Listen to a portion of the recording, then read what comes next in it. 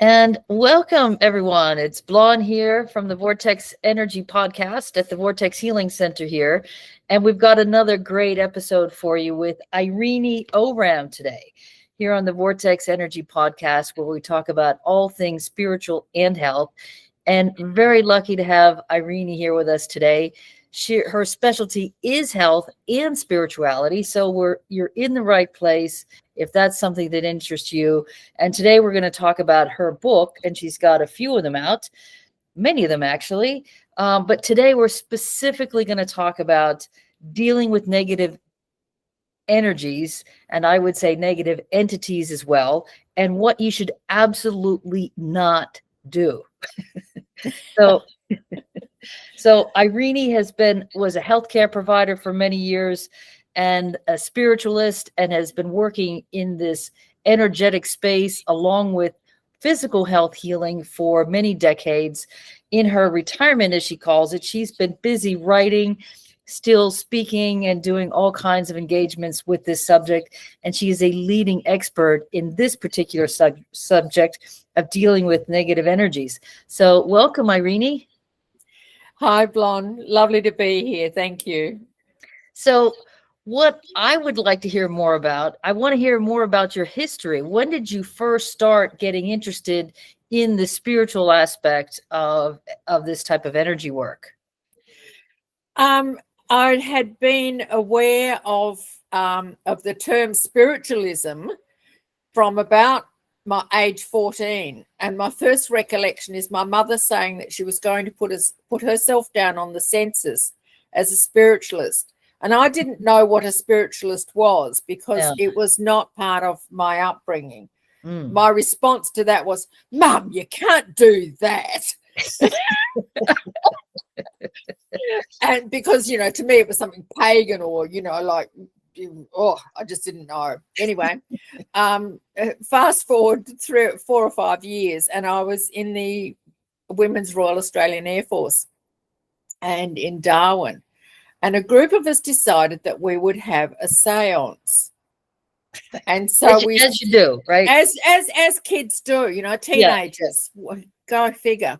So we set out some Scrabble pieces on the floor, on the lino tile floor, and sat round and put the glass in there and had this séance. And the next morning at about 7:30, the phone rang. Now, that would have been 5:30, and my mum ringing me, 5:30 her time, 7:30 my time, and saying, "What the hell have you been up to?"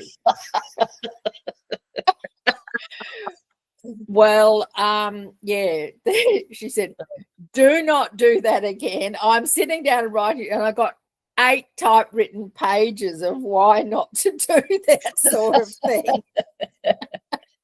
Yeah. And in actual fact, one of the girls had in the group had a sister who had come through, and she had died in a car accident. And it was particularly upsetting for her. Yeah. And I didn't find out the full story until probably 20 years later. But it, as my mum explained to me, is that if you do that sort of activity without the shielding of the light of universal love, you leave yourself open to lower energies making contact, and that can lead to all sorts of dire things. I think as a lot of people who are beginning on their spiritual path, they're experimenting with things, and they want to talk about love and light, and they don't realize there really is dark at the same time. It is out there. It really, it's not like in the same way as it's in society. We have those that walk in love and light on the earth plane, and those that are not so full of love and light. Yeah. And when they pass on, they go the same place. They've just got a longer journey to get to enlightenment. Right. Yeah. So and sometimes as I found out in later years myself, the passings don't happen spontaneously. They get stuck. So yeah, your book, and I highly recommend everyone read this book. It's called Don't Try This at Home, Dealing with Negative Energies by Irene Oram. And I think that is really, I understand why you made that the title versus, hey, how do you deal with negative entities or negative energies? Because it is that serious for somebody. You know, what can happen if you dabble in trying to fix something that it's not for you to fix, or you don't know how to fix it. Yeah, exactly. Yeah. And if I'm doing this, as a spiritualist, I am not clairvoyant. So I don't actually see. I hear and I sense. And so I'm clairaudient and clairsentient. But if I'm doing any of this sort of work, to me, I want to see what I want to know what it is I'm dealing with. If I can't see it, if I can only sense it or hear it, then I have somebody with me. I always have a team of people and have somebody who can see and describe to, and is willing to describe to me what it is that they're actually seeing. And so it's certainly not something to dabble in on one's own. Yeah.